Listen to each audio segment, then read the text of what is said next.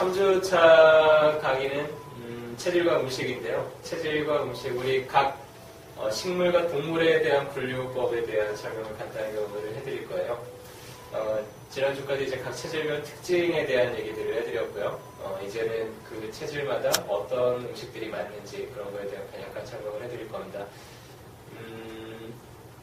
자, 봅시다. 우리 사람만 태음인, 태양인, 소음인, 소양인 이렇게 분류가 되는 게 아니라 동물들도 분류가 돼요. 그래서 우리가 수쉽게 이제 태양체, 태음체, 소음체, 소양체 이런 식으로 분류를 하게 될 겁니다. 그러면 태음인은 어떤 기운이 필요한가요?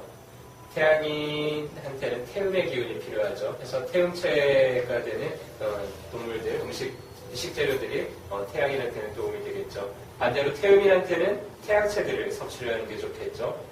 그리고 소음인들은 소양체를 섭취를 하는 게 좋고, 소양인들은 소음체를 섭취를 하는 게 좋고, 해서 자기한테 부족한 기운들을 채워줄 때 그때 이 균형이 맞게 되고 이제 건강을 유지하기가 쉽게 됩니다.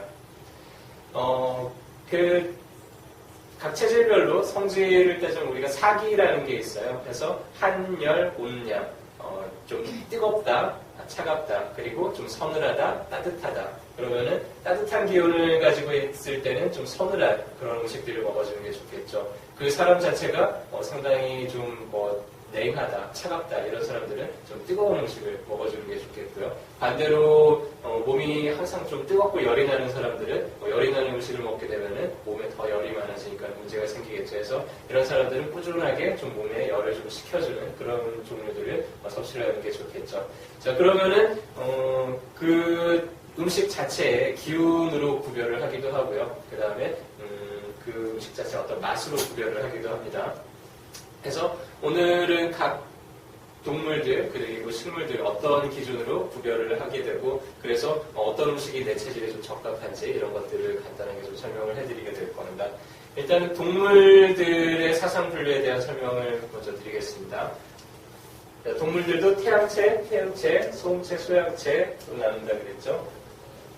동물에서 태양체들의 특징은 태양인들처럼 앞으로 나아가려고 하고 물러서지 않는 그런 동물적인 특징이 있겠죠. 어떤 동물들은 딱 부딪히면은 절대 물러서지 않아요. 어떤 동물들이 그렇죠. 우리 속과의 동물들 보면은 뿔을 이렇게 싸움할 때 뿔 한번 탁 들이받고 물러서지 않죠. 밀고 나갑니다. 그런 기운들을 가지고 있고요. 목기의 특성을 가지고 있습니다. 목기라는 게 어떤 기운이라고 그랬죠? 쭉 뻗어나가는 힘, 한 군데로 뚫고 나가는 힘, 이런 직진성, 이런 것들을 우리가 목기라고 그랬죠. 그리고 동물들 이 몸체 중에서 이 머리 쪽이 좀 발달이 되어 있다고 그랬어요. 그리고 이목구비 중에서는 태양체 그러면 이제 청각이 좀 발달이 되어 있고요. 그 다음에 폐가 발달이 되어 있고 좀 이렇게 뿜어내는 기운, 이런 기운들이 강한 것들을 우리가 태양체라고 얘기를 합니다. 자, 첫 번째 동물들은 소입니다. 소가 대표적인 태양체인데요. 우리가 밭을 갈 때 다른 동물들은 못 써요. 소를 써요. 왜?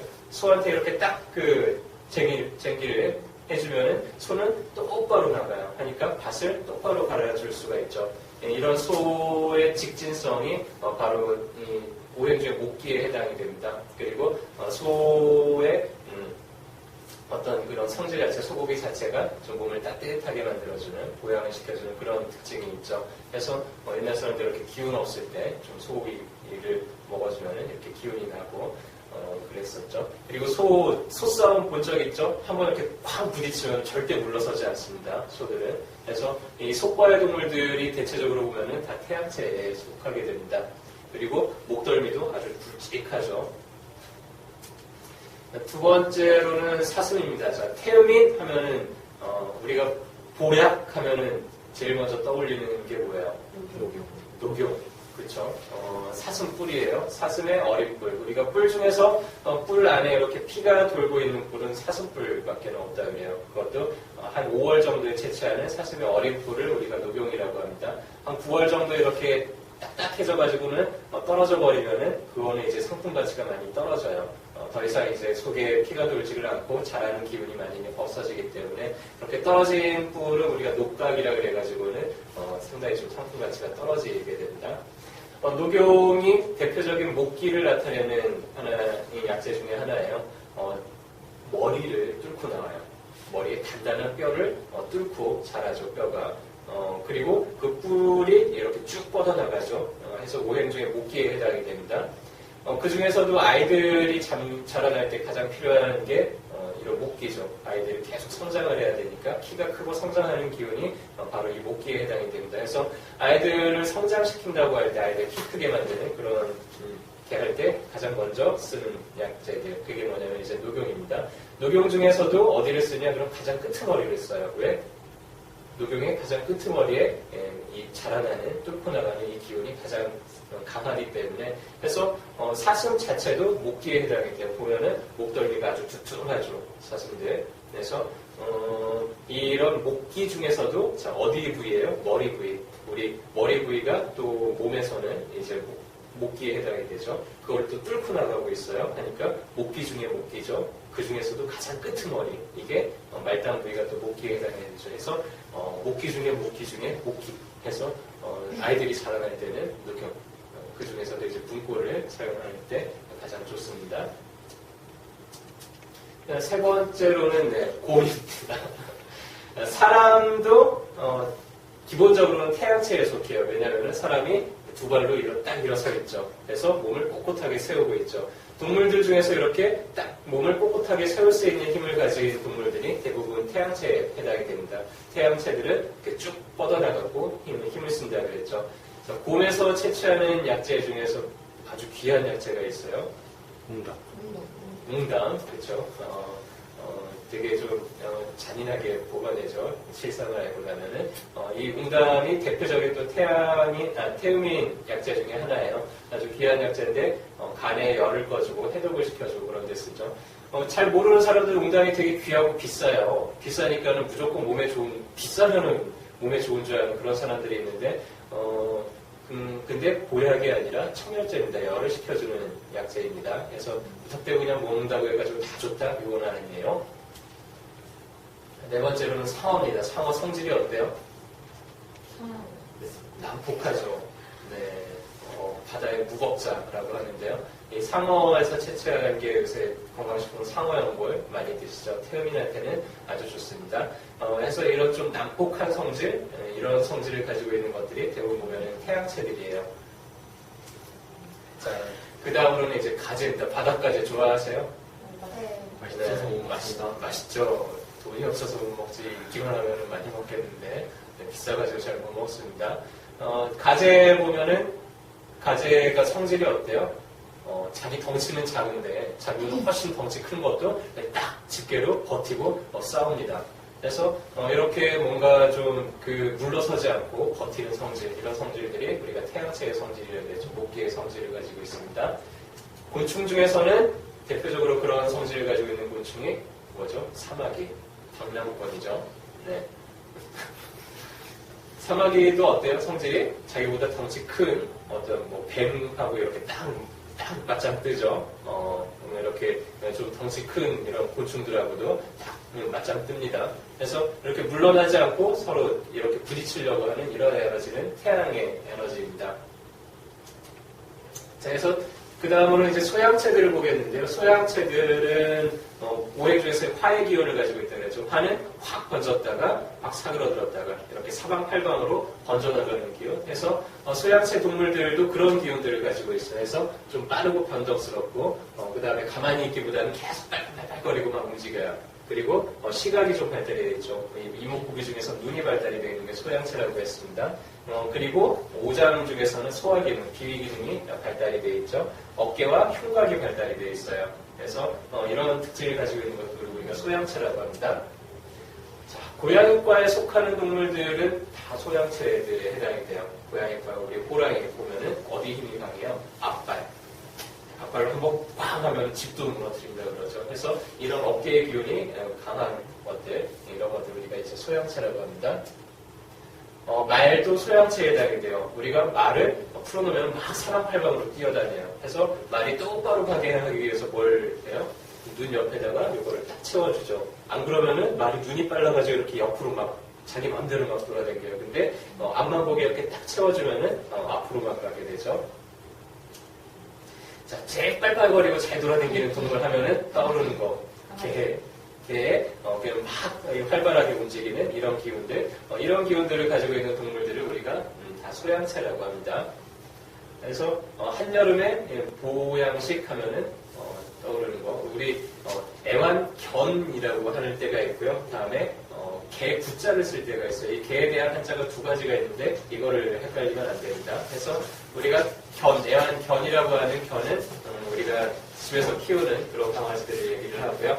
그 다음에 우리가 똥개를 뭐라 그래요?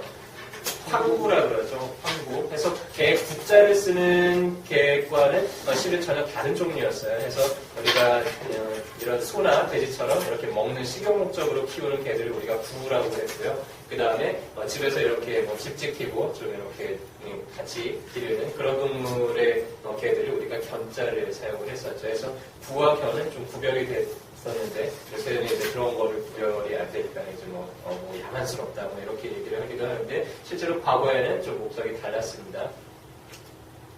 다음으로는 염소입니다. 소양인의 대표적인 보약 그러면은 우리가 흑염소를 들 수 있어요. 흑염소 성질이 아주 따뜻하죠. 몸이 많이 냉해져 있을 때 흑염소 한 마리 이렇게 확 구워가지고 먹으면 몸이 아주 따뜻해지고 그렇습니다. 그래서 이런 염소과들 이런 뜨거운 성질을 가지고 있는 것들이 대부분 이제 소양체에 해당이 되고요. 그 다음에 닭입니다. 닭 한시도 가만히 있지 않죠. 계속 돌아다니면서 계속 움직여요. 계속 먹이를 찾고. 그래서 소양체들, 화기의 특징을 가진 것들이 계속해서 움직인다 그랬죠. 그래서 이런 닭고기, 우리가 소양인 하면은, 소음인 하면은 보양식들이 대부분 이제 몸을 따뜻하게 하고 뜨거운 음식들이 대부분 소음인의 보양식들이 돼요. 우리가 보양식 하면 떠오르는 건 뭐뭐 있어요?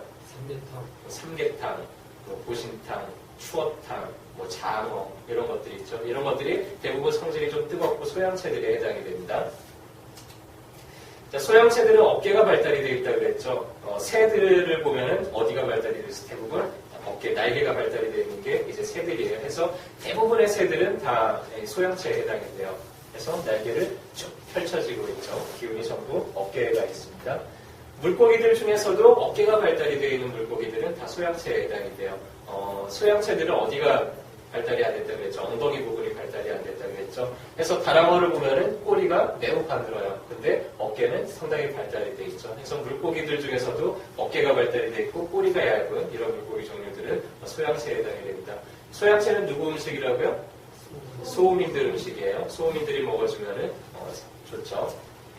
이게 뭔지 아시겠어요? 네, 멸치예요. 멸치를 물에서 이렇게 탁 잡아 올리면은 어때요? 금방 죽어요. 금방 죽어버리죠. 소양체들은 성질이 급해요. 우리가 소양이들이 성질이 제일 급하다 그랬죠. 근데 물고기들, 동물들도 소양체들이 가장 급합니다. 그래서 물에서 딱 건져 올리자마자 그냥 다 죽어버려요. 소양체들은. 어떤 물고기들이 있어요? 멸치도 있고 오징어? 오징어는 근데 소양체는 아니에요. 고등어 같은 것들, 그 다음에 우리가 밴댕이, 이런 것들, 딱 걷어 올리면은 바로 이제 죽어버리는 성질 급한 것들, 이런 것들이 다 소양체에 해당이 됩니다. 자, 가오리 보면은 뭐가 제일 발달이 있어요? 몸 중에서 어깨가 발달이 되어 있죠. 그래서 이렇게 어깨가 발달이 되어 있는 물고기들이 소양체가 됩니다. 그래서 소음인 음식 중에서 우리 홍어 있죠. 전라도 지방 가면은 자취상에 빠지지 않는 홍어가 대표적인 소음인 음식이 됩니다. 그 다음에는 태음체들인데요. 태음인들은 좀 고요하고 한 곳에 머무르려고 하고 하는 그런 특징이 있다고 했죠. 오행 중에서 금의 특징을 가지고 있습니다. 금기는 이제 활발하게 움직이기보다는 이렇게 좀 모여들고 좀 축적이 되고 서로 이렇게 좀 어울리고 이런 특징들을 가지고 있는 게 우리가 태음인들이라고 그랬어요. 태음체들도 마찬가지 기호를 가지고 있고요. 태음체들은 허리 둘레가 상당히 발달이 되어 있어요. 몸 중에서는. 근데 목은 좀 빈약해요. 그래서 목을 쳐들고 있기보다는 목이 이렇게 툭 떨어져 있는 그런 경우들이 많습니다. 그래서 태음체들은 그런 특징이 있고 이목구비 중에서는 후각이 발달이 되어 있어요. 그래서 코가 발달이 되어 있고 냄새를 잘 맡는 동물들 이런 것들이 이제 태음체들이 있고요. 그리고 태음인들은 꾸준하다 그랬죠. 동물들도 마찬가지예요. 꾸준하게 한 동작을 계속 반복하는 그런 동물들이 있어요. 그런 동물적인 특징을 가지고 있으면 우리가 태음체로 분류를 할 수가 있습니다. 자, 대표적으로 뭐가 있을까요? 자, 코끼리 뭐가 발달이 되어 있어요? 코가 발달이 되어 있죠. 그리고 허리가 발달이 되어 있어요. 느릿느릿하죠. 꾸준하게 계속 한 자리에서 혹은 그렇게 멀리 돌아다니지 않습니다. 계속 해가지고는 먹이 활동을 하죠. 그 다음에 하마도 어디가 발달이 되어 있어요? 몸에서? 허리가 발달이 되어 있죠. 물에 둥둥 떠 있으면 어디만 보여요? 코만 보이죠. 코만 이렇게 볼록 눈하고 코만 이렇게 내밀고 있죠. 입이 상당히 커요. 우리가 욕심 많은 사람 그러면은 동물 중에서 이 동물의 비유를 할 때가 많죠. 왜 그래요? 입이 커가지고 한꺼번에 이제 많이 먹으려고 하고 이런 특징 때문에 그렇죠. 태음인들이 체질들 중에서는 우리 사상체질 중에서는 욕심이 가장 많은 사람 그러면 이제 태음인들을 얘기를 하죠. 양들도 이렇게 가만히 고요하게 머물러 있으려고 하고 그리고 이렇게 서로 어울리려고 하는 특징이 있습니다. 그래서 양들도 태음체라고 분류를 하고요. 자, 이게 뭔지 혹시 알아보실 수 있겠어요? 네, 문어. 네, 눈이 좋습니다.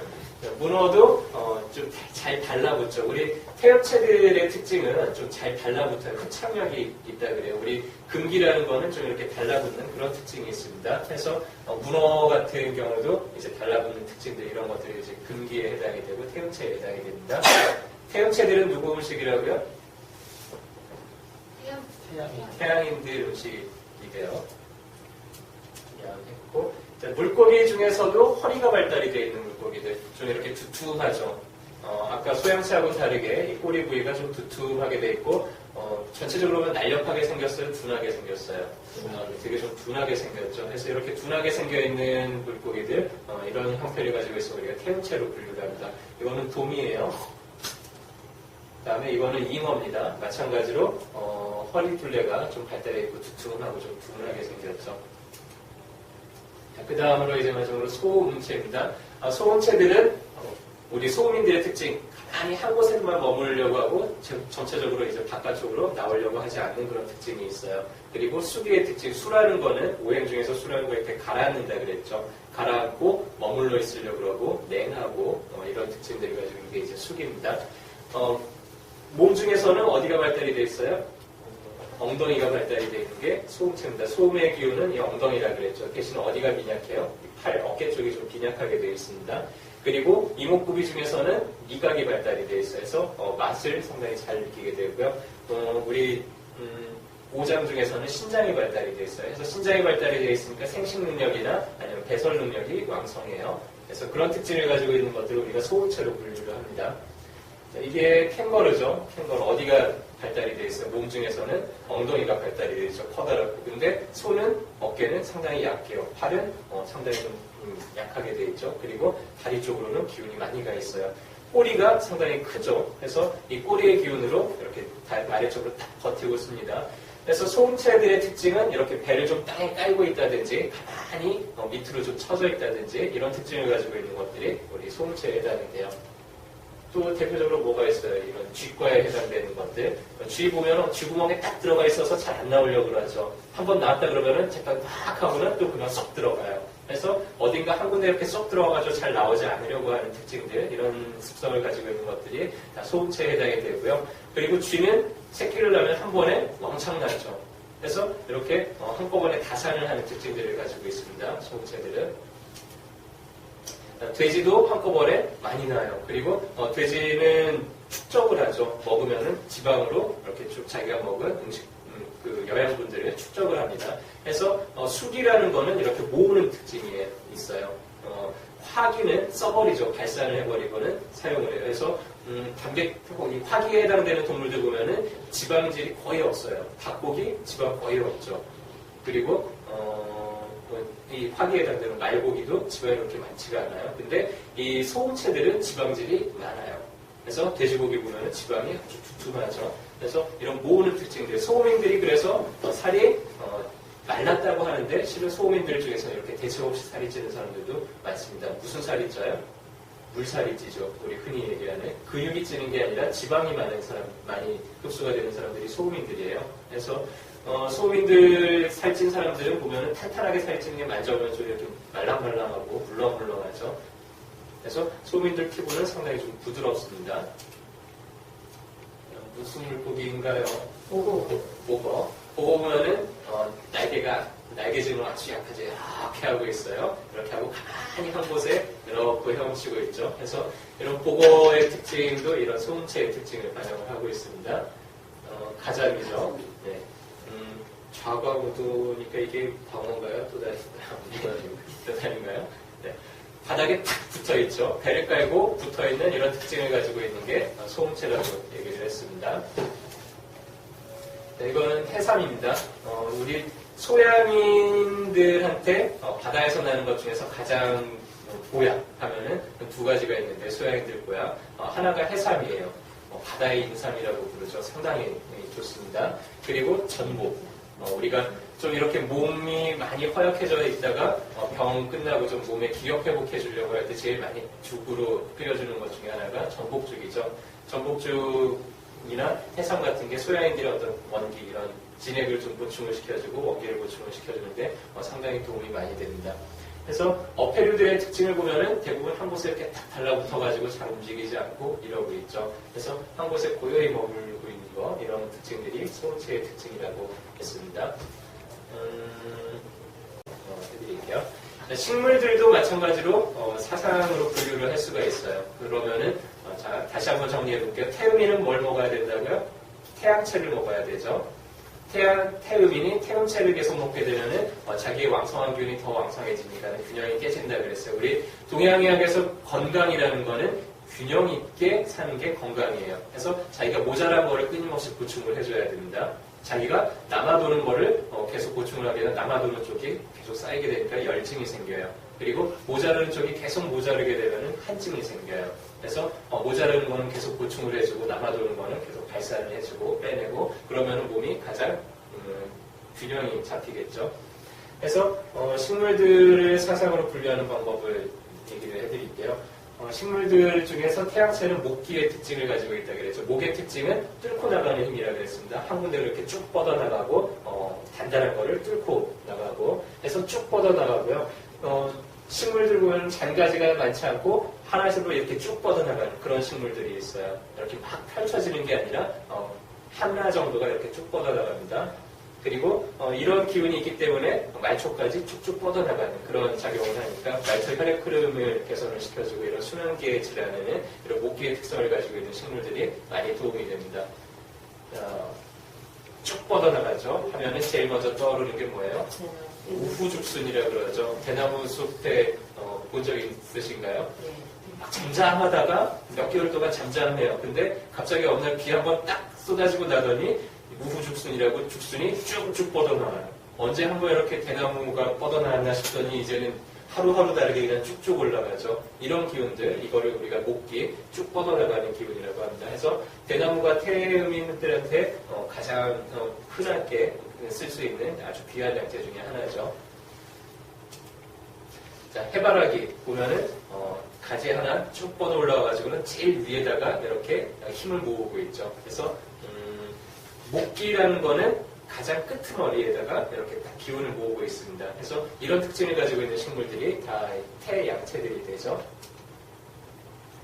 연도 보면은 연대 하나 이렇게 딱 올라와가지고는 이렇게 꽃을 피우고 그게 사라지고 나면은 거기에다가 이렇게 연밥들을 모으게 되죠. 그래서 이 연은 버릴 게 없어요. 이 연밥은 연자육이라 그래가지고는 좀 심장을 안정시키고 마음을 안정시키는 그런 약재로 쓰고요. 그다음에 뿌리는 연근이라 그래서 지혈을 하는 데 쓰고 이 연잎도 쌈을 싸먹거나 이렇게 차를 우려내거나 이런 데 쓰죠. 그래서 태음인한테는 아주 유용한 약재가 됩니다.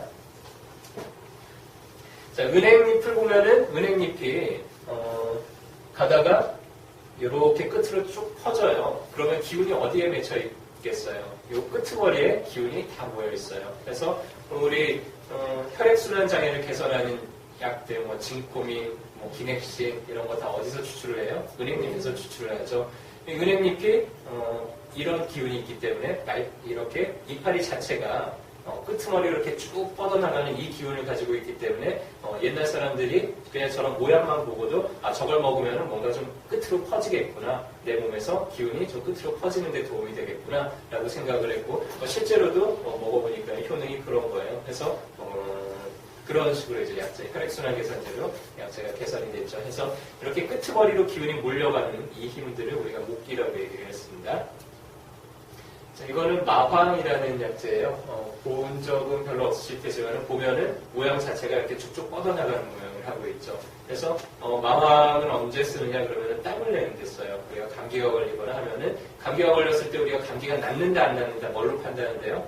이 사람이 땀을 흘리느냐 흘리지 않느냐. 그래서 감기가 걸려가지고 한참 이제 막 그 몸살하고 막 열나고 할 때는 땀이 평소에 그렇게 땀 많이 흘리던 사람도 땀이 싹 사라져요. 아이들 열날 때 가만히 관찰을 해보면은 아이들 열날 때 땀이 하나도 안 나요. 그러다가 언제 나기 시작을 해요? 아이들이 이렇게 입을 푹 뒤집어 쓰거나 해서 땀을 흘리기 시작을 하면은 그때부터 열이 뚝 떨어져요. 그러면서 감기가 떨어져요. 그래서 감기를 낫게 하는 약재들에 보면은 이렇게 마황이 들어가 있는 경우들이 많습니다. 그래서 마황은 이 끄트머리를 열어줘요. 그래서 땀을 흘린다는 건 우리가 말초가 열리는 거죠. 그래서 이 구멍을 열어가지고는 땀이 바깥쪽으로 나갈 수 있게 해줍니다. 그래서 이런 성질들이 목기에 해당이 되고 또 그 작용 자체도 그런 작용을 가지게 되죠. 이거는 천마라는 약재입니다. 어때요? 향락 쭉 뻗어 올라가지고 위에 이렇게 기운이 맺혀있죠.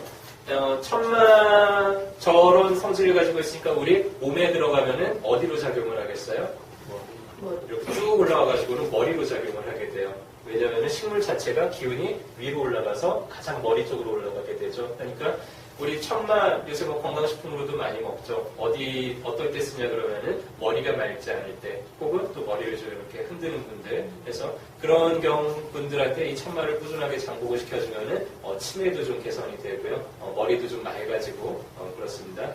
내가 머리가 너무 무거워요. 머리가 맑지가 않아요. 이런 증상을 표현하는 분들이 체질 중에서는 태형 체질들이 상당히 많습니다.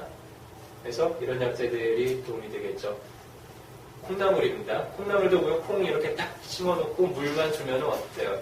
이게 쭉 위로 이렇게 쭉 뻗어 올라가죠. 그래서 이렇게 뻗어 올라가는 기운이 목기라고 했습니다.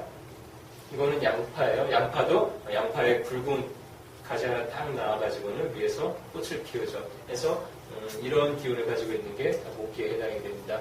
소약체들은 화기의 특징을 가지고 있다고 그랬어요. 이렇게 쭉 펼쳐지고 그 다음에 지상부가 발달이 되어 있고 뿌리는 좀 빈약해요. 어깨가 발달이 되어 있으니까는 동물들로는 어깨가 발달이 되어 있다고 그랬죠. 다리가 빈약하고 그래서 식물들도 뿌리는 아주 약해가지고는 이렇게 쑥 뽑으면 그냥 뽑혀요. 잘 뽑혀요. 소양체들은. 근데 지상부는 발달이 돼서 이렇게 쭉 펼쳐지는 그런 모양새를 하고 있어요. 매운맛이 많고 소양체 화기라 그랬으니까 뜨거워요. 우리가 뜨거워. 무슨 맛이에요? 뭘 먹었어요? 뜨거워. 막 열이 나. 막 몸이 더워져요. 무슨 맛? 매운맛이죠. 그래서 매운맛 좀 자극적인 맛들이 많습니다. 향기도 상당히 강한 것들이 많아요. 소양체들은. 그래서 몸에 들어가면 몸을 좀 따뜻하게 하고 이렇게 몸이 냉해서 설사를 하거나 이런 설사를 좀 먹게 하고 소화가 잘 안 되고 흡수가 잘 안 될 때 매운 걸 먹으면 좀 소화가 잘 되죠. 그래서 소화력을 촉진을 시키는 그런 작용을 가지고 있는 게 소양체들입니다. 뭐죠? 들깨.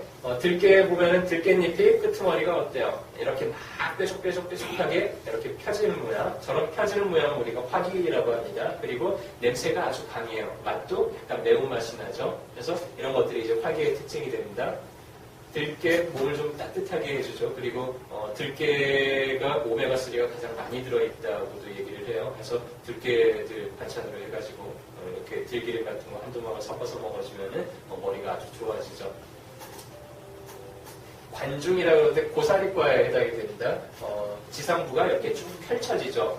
가지들이 사방팔방 이렇게 펼쳐지는 특징들이 화기라고 그랬어요. 그리고 저 뽑아보면 뿌리가 아주 빈약해요. 그냥 쑥 잡아버리면 쑥 하고 뽑혀요. 대표적으로 매운맛 하면은 떠오르는 거 뭐죠? 태양초, 고추죠. 고추의 이 매운 기운 해서 이런 매운맛이 나는 것들이 보면 대부분 이제 소양체에 해당이 됩니다. 산초나무예요. 이런 지상부 꽃 같은 거를 보면은 꽃이 이렇게 확 퍼지죠. 이렇게 아까 태양체들하고는 확연하게 구별이 되죠. 태양체들은 쭉 뻗어 올라와서 하나 정도 이렇게 딱 맺혔다 그러면은 소양체들은 사방팔방으로 번져나가가지고는 이렇게 펼쳐지는 모양을 하고 있습니다. 산초도 맛이 상당히 맵죠. 자, 이거는 쑥이에요. 쑥이 소민들한테는 가장 몸을 좀 우리가 이제 몸을 따뜻하게 배를 따뜻하게 해준다 그러죠. 쑥도 모양새를 보면 어때요? 이렇게 꼭 불이 번지듯이 이렇게 펼쳐지는 모양을 하고 있죠. 자, 인지인이라고 하는 사철쑥입니다. 사철쑥도 모양새가 보면은 이렇게 쭉 불이 번지는 것처럼 사방팔방으로 퍼지는 모양새를 하고 있습니다. 자, 생강도 보면은 뾰족뾰족 사방팔방으로 이렇게 펴지는 모양새를 하고 있죠. 복숭아, 우리 과일들 중에서 제사상에는 절대 올리지 않는 과일 뭐죠? 복숭아죠. 복숭아. 양기가 많기 때문에, 열이 많기 때문에 귀신들이라는 거는 이제 음기예요. 그래서 귀신들을 다 쫓아낸다 그래가지고는 올리지를 않죠. 그래서 이런 것도 이제 소양체에 해당이 됩니다. 자, 소금인들한테 대표적인 보약 그러면은 인삼이죠. 인삼은 햇빛이 있는 데다가 인삼을 키우지를 못해요. 왜? 자기 성질 자체가 뜨겁기 때문에 조금만 뜨겁게 하면 금방 말라가지고 죽어버려요. 그러니까 서늘하게 만들어줘야지만 자기 뜨거운 기운을 좀 이겨내면서 그러면서 키울 수가 있죠. 그리고 나무 이렇게 이파리 모양도 보면은 어때요? 이파리가 이렇게 쭉 펼쳐지는 퍼지는 그런 모양새를 하고 있죠. 그래서 이런 모양새를 가지고 있는 것들이 다 이제 화기에 해당이 된다고 했습니다. 자, 함초입니다. 이렇게 서양 갯벌에 가보면은 많죠. 색깔이 이렇게 빨간 빛으로 변하기도 하고요. 함초의 모양을 보더라도 이렇게 불이 타는 것처럼 이렇게 확 펼쳐지는 이런 모양새를 하고 있죠. 그래서 이것도 대표적인 소양새에 해당이 됩니다. 태음체는 금기의 특성을 가지고 있다고 그랬죠. 금기는 좀 딱딱해요. 겉이 좀 딱딱하고 좀 이렇게 흐드러지는 이런 모양새를 가지고 있는 게 많고요. 좀 달라붙는 흡착력이 있는 것들, 이런 것들이 이제 금의 특징이에요. 그래서 몸에 들어가면은 기운을 좀 이렇게 가라앉혀주는 작용을 하고, 다리 쪽, 하부 쪽으로 기운이 가게 하고, 다음에 위로 올라가는 이렇게 푹푹 달아오르거나 이런 기운들을 좀 가라앉혀주는 그런 특징들을 가지고 있습니다. 자, 이렇게 흐드러진다, 소나무. 소나무 보면은 이제 송진이 있죠. 송진 붙으면은 웬만해가지고는 이거 비누로 아무리 문질러도 잘 안 지워져요. 엄청나게 흡착력이 강하죠. 그래서 이렇게 흡착력이 강한 것들이 태음체에 해당이 됩니다. 올리브 나무입니다. 우리가 올리브유는 태양인들한테 쓰죠. 서양 사람들이 태양인들이 많기 때문에 올리브를 식용으로 쓰는 거 이제 서양에서 발달이 됐죠. 나무 자체를 보면은 어때요? 이렇게 쭉쭉 뻗어나가는 게 아니라 좀 이렇게 흐드러지죠. 이런 흐드러진 모양새를 가지고 있는 게 태음체에 해당이 됩니다. 과일 중에서 몸에 한번 이렇게 딱 달라붙으면 물이 잘 안 빠지는 과일들이 있어요. 대표적인 게 포도죠. 탄닌이라는 게 좀 많이 들어가 있는 과일들이 대체적으로 그런데요. 포도가 이렇게 옷에 잘못 묻으면은 웬만해가지고 잘 안 지워져요. 그런 흡착력을 가지고 있죠. 그리고 이렇게 쭉 흐드러지는 그런 모양새를 가지고 있습니다. 자, 호박도 대표적인 태음체입니다. 이렇게 바닥을 막 기어다니죠. 그 다음에 또 이제 몸에 이렇게 물을 들이면 잘 안 지워지는 과일들 중에 대표적인 게 감이죠. 감옷 뭐 이렇게 한번 이렇게 옷에다가 물을 들이면은 잘 안 없어져요. 그리고 맛이 어때요? 포도도 껍질 맛을 보면은 떫어요. 감도 좀 익기 전에 보면 마셔보면 떫어요. 해서 태음체들에 해당되는 과일들이 보면 되게 좀 이런 산미라 그래서 떫은 맛을 가지고 있고, 이런 떫은 맛을 가지고 있는 것들이 대체적으로 좀 잘 달라붙는 그런 성질을 가지고 있습니다. 그래서 감을 먹으면은 변비가 생긴다 그러죠. 여기서 달라붙어서 해서 그런 성질을 가지고 있는 것들이 이제 다 태음체에 해당이 됩니다. 자, 무화과는 뭘 보여드리려고 했냐면은 이 이파리의 모양새를 보세요. 아까 태양체들하고는 정반대 모양을 하고 있죠. 태양체들은 이렇게 쭉 끄트머리에 기운이 모여있는데, 여기를 보면은 이 허리 쪽, 가운데 쪽 중심부로 해서 기운이 더 모여있고, 끝으로 갈수록 좀 기운이 빈약해집니다. 그래서 나뭇이파리를 보더라도 좀 이런 모양새를 가지고 있으면 태음체라고 할 수 있습니다. 네, 이제 마지막으로 소음체들은 수기의 특징을 가지고 있죠. 밑으로 지상부보다는 뿌리 쪽이 훨씬 더 발달이 되어 있는 것들이 이제 소음체고요. 성질은 차고 수분을 많이 간직을 하고 있어요. 소음체들, 동물들 중에서도 좀 이렇게 축적을 하는 성질을 가지고 있는 것들이 소음체라고 그랬는데요. 식물들도 마찬가지로 좀 모으고 축적하는 기운을 가지고 있는 것들을 우리가 소음체라고 합니다. 그래서 뿌리가 좀 발달이 되어 있다고 그랬고요. 수분을 많이 간직을 하니까는 물기가 많은 데서 자라겠어요? 아니면 좀 건조한 데서 자라겠어요? 습기 참 많이. 아니죠.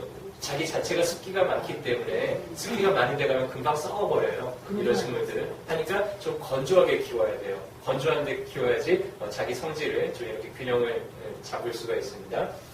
몸에 열을 식히고 수기가 있으면 가슴이 답답한 이런 증상들을 해소를 시켜주고 몸에 열을 좀 식혀줘요. 성질이 차가운 성질들이 많기 때문에 한번 봅시다. 자, 담쟁이 덩쿨 보면은 이렇게 쭉 나무를 감고 올라가죠. 그래서 이렇게 쭉 감고 감는 것들 이런 성질을 가진 것들이 우리가 이제 수기라고 합니다. 오이들 보면은 물을 이렇게 쭉 많이 축적을 하죠. 물기가 많은 식물들이 대체적으로 보면 이제 소음체에 해당이 됩니다. 나뭇잎 파리를 보더라도 이 엉덩이 부위, 이 끄트머리보다는 이 엉덩이 부위가 훨씬 더 크게 발달이 되어 있죠. 그래서 기운이 엉덩이 부위로 모여 있습니다. 토마토도 수분을 많이 간직을 하죠. 그리고 이렇게 위로 이렇게 쭉 뻗어 올라가기보다는 이렇게 쭉 밑으로 처지는 그런 모양새를 가지고 있는 게 소음체들입니다. 자, 딸기도 보면은 씨앗이 엄청나게 박혀 있죠. 그래서 이 딸기에 이 씨앗이 박혀 있는 것을 보고는 어떤 그런 임신이나 자궁 쪽에 좀 도움이 되겠구나 했는데 실제로 우리가 소의 양인들이 자궁이 좀 약해요. 임신이 잘 안 되죠. 그런데 그럴 때 써주는 아주 유효한 약재 중에 하나가 우리 산딸기, 복분자예요. 그래서 복분자가 뭐 남자들은 정력을 강화시켜준다고도 하지만 이 신장의 기운을 강화시켜주기 때문에 소양인들이 임신이 잘 안 될 때 임신을 시켜주는 약재를 쓰기도 하죠. 그래서 이렇게 쭉 이 가운데로 모여주는 그런 기운을 가지고 있습니다. 자, 당근 설명하지 않아도 알겠죠. 지상부는 아주 빈약하지만 뿌리 부위가 아주 강하게 발달이 되는 것들 이런 것들을 우리가 다 소음체라고 분류를 합니다. 상추도 보면은 우리 쌈 싸먹는데 물기를 상당히 많이 간직을 하고 있죠.